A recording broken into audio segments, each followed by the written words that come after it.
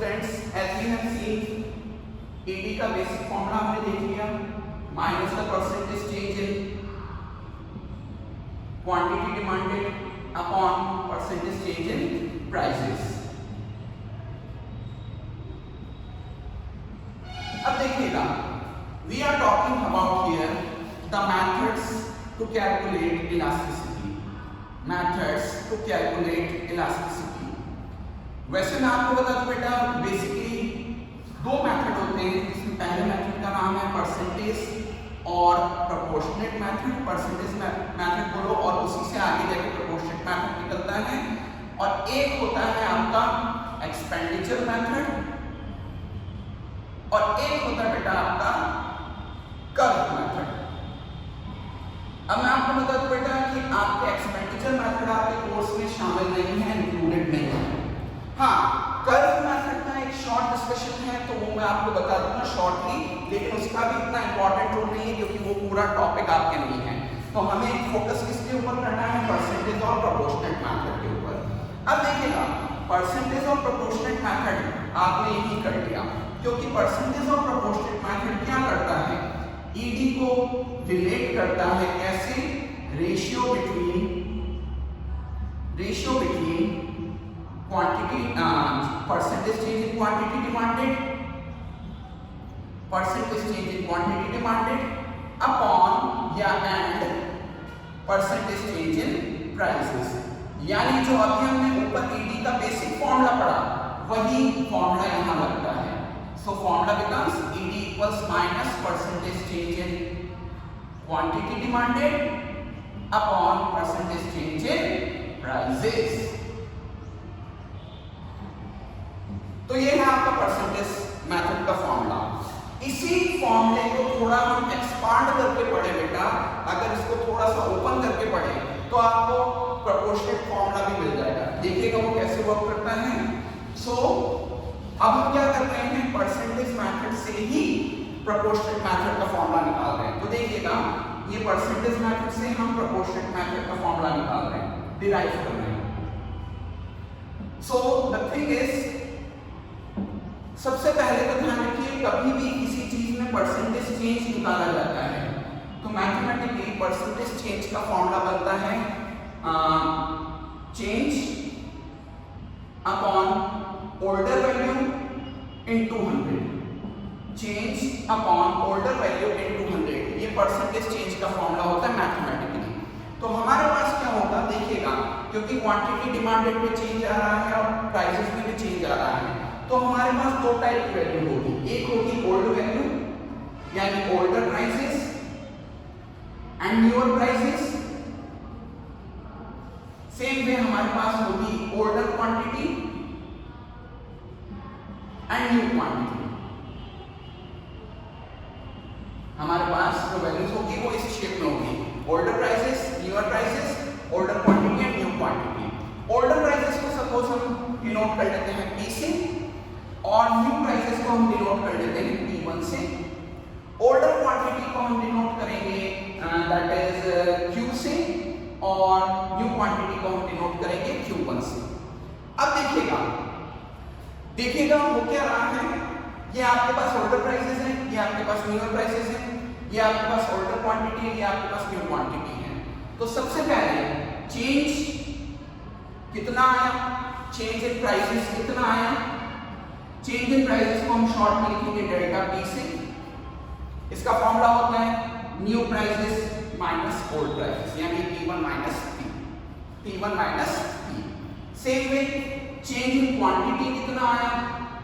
तो सीधी सी बात है बेटा, ओल्ड क्वांटिटी थी Q, न्यू क्वांटिटी है Q1, तो चेंज इन क्वांटिटी जिसको हम डेल्टा Q बोलते हैं वो आएगा delta Q equals Q1 minus Q। तो ये न्यूमेरिकल चेंजेस आ गए। अब देखिएगा होता क्या, हमने यहां लिखा था परसेंटेज चेंज इन क्वांटिटी। अब फिर से इस फॉर्मूले में एंटर हो गए, percentage change in quantity demanded upon percentage change in prices with minus sign. तो इसी फॉर्मूले को फॉलो कर रहे हैं। शुरुआत वहीं से होगी बेटा, परसेंटेज फॉर्मूले से प्रोपोर्शनल फॉर्मूला बना रहे हैं। तो हमारे ईडी का फॉर्मूला लगाया minus percentage change in quantity demanded upon percentage change prices. Okay, अभी मैंने आपको परसेंटेज चेंज का फॉर्मूला बताया था बेटा, change upon order value into 100। Quantity में जो चेंज आया बेटा वो किस नाम से लिखा गया है, डेल्टा क्यू के नाम से लिखा गया है, upon order value of quantity कितनी थी, क्यू की, इनटू 100। हमने क्या किया, percentage change in quantity demanded को लिख दिया इस फॉर्मूले के हिसाब से, change upon order value into 100। Same way नीचे हम लिखेंगे परसेंटेज चेंज इन प्राइसेस को, परसेंटेज चेंज इन प्राइसेस को हमने लिखा delta P upon P into 100। कैसे चेंज हुआ डेल्टा पी का, ऑर्डर वैल्यू थी पी इनटू 100। अब देखिएगा सबसे पहली बात 100 से 100 कैंसिल हो गया, तो अब आपका फॉर्मूला बनता है minus delta Q by Q upon delta P into P. ये एक फ्रैक्शन है बेटा, ये भी एक फ्रैक्शन है, फ्रैक्शंस के बीच में डिवाइड हो रहा है, तो हम क्या करेंगे, जो हमारा लेफ्ट हैंड साइड है उसको सेम टू सेम रहने दे देंगे, ये आप मैथमेटिक्स में कई बार पढ़ चुके हैं, और डेल्टा पी बाई पी का क्या हो जाएगा, रेसिप्रोकल हो जाएगा, तो प्रोपोर्शनेट फॉर्मूला बनेगा minus delta Q by Q into P by delta P. ये पूरा इसका डेरिवेशन है। तो देखिएगा परसेंटेज फॉर्मूला होता है minus percentage change in quantity demanded upon percentage change in prices, और उसी से हमने प्रोपोर्शनेट मेथड का फॉर्मूला बनाया है जो बनता है minus delta Q upon Q into P by delta P. दोनों एक दूसरे से रिलेटेड है, इधर से भी आ सकते हैं इधर से भी, ये डिपेंड करता है कि क्वेश्चन किस मेथड से जानने को कहता है, प्लस हमारे पास कितनी इंफॉर्मेशन है, और इन्हीं से हम आपके सो कॉल्ड इलास्टिसिटी की कैलकुलेशन करेंगे।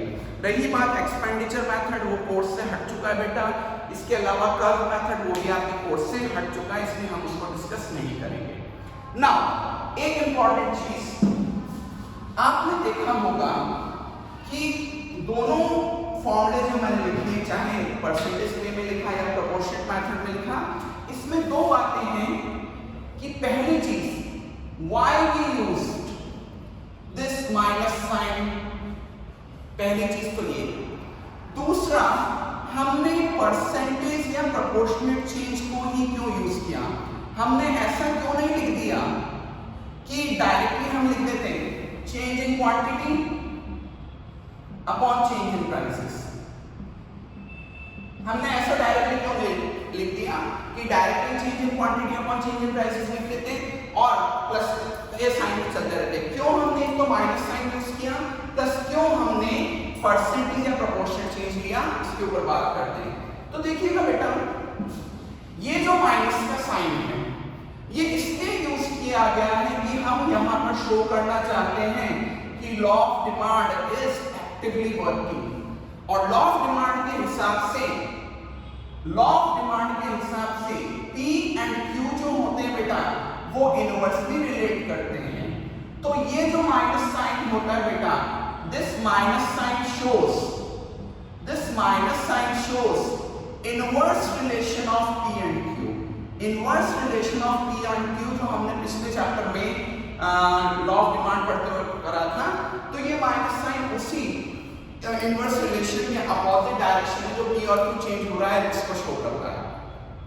दूसरी चीज, कभी कभार एक चीज मैं आपको बता दूं कि जब ये माइनस साइन के थ्रू आप अपनी कैलकुलेशन को करोगे, लास्ट में जाके ED का जो भी वैल्यू आएगा वो हमेशा एक पॉजिटिव नंबर आएगा। ED का जो भी लास्ट आंसर आएगा वो एक पॉजिटिव नंबर में आएगा। अभी हम कैलकुलेशंस करेंगे तो आपको सब दिख जाएगा। एक चीज और, कभी कभार आपको कंफ्यूजन में देने के लिए एग्जामिनेशन में आपको कह दिया जाता है कि ED इज गिवन -2 या ED इज गिवन -3, और अब आप कैलकुलेशन को इनवर्स में ले जाओ।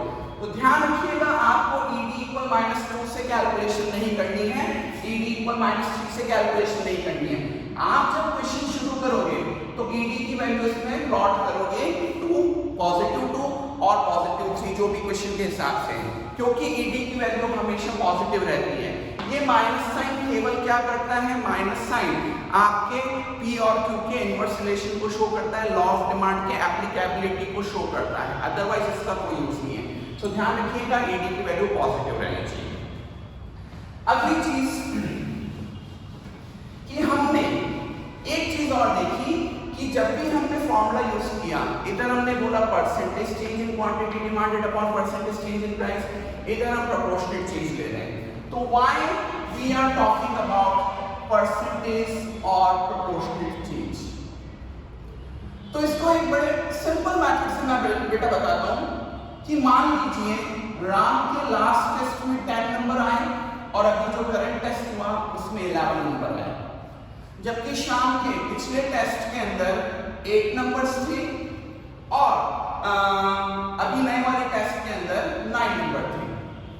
अब दोनों का अगर हम न्यूमेरिकल इंप्रूवमेंट देखें तो न्यूमेरिकल इंप्रूवमेंट तो दोनों ने ही बराबर किया, दैट इज इधर भी 1 मार्क का इंप्रूवमेंट हुआ, यहां भी 1 मार्क का इंप्रूवमेंट हुआ, तो दोनों ने बैटर किया है और बराबर से ही बैटर किया है।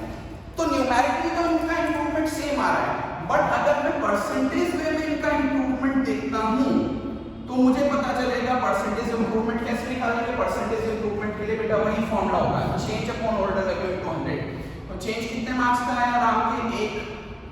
पिछले मार्क्स ऑर्डर वैल्यू कितनी थी? 10 इनटू 100, जबकि इधर वैल्यू लगेगी 1 अपॉन 8 इनटू 100। ठीक है, तो इधर टोटल राम ने जो इंप्रूवमेंट किया है वो 10% है, जबकि श्याम ने जो इंप्रूवमेंट किया है दैट इज 12.5%।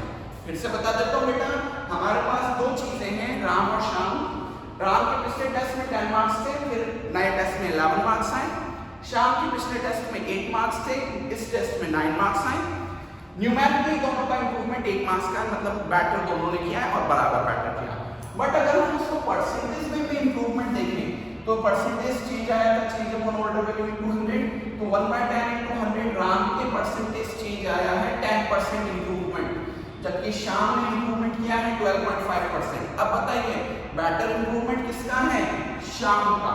तो देखिएगा अगर आप न्यूमेरिकली चीजों को हैंडल करोगे ना तो आपको करेक्ट आइडिया नहीं मिल पाएगा, इसीलिए आपको परसेंटेज में इनको हैंडल करना पड़ेगा। तो सेम में अगर आप यहाँ पे नॉर्मल चेंजेस ले लेते ना बेटा, अगर आप यहाँ पे परसेंटेज चेंज या प्रोपोर्शनेट चेंज नहीं लेते तो आपको ईडी का एक करेक्ट आइडिया नहीं मिल पाएगा और जो रिजल्ट मिलेंगे वो एम्बिगुअस हो सकते हैं, डाउटफुल हो सकते हैं। इसीलिए करेक्ट रिजल्ट्स का यूज करने के लिए हमने परसेंटेज चेंजेस को फॉलो अप किया है। अब मैं कुछ आपको न्यूमेरिकल्स बता देता हूँ तो आपको थोड़ा आइडिया भी पड़ जाएगा कि how these formulas are working.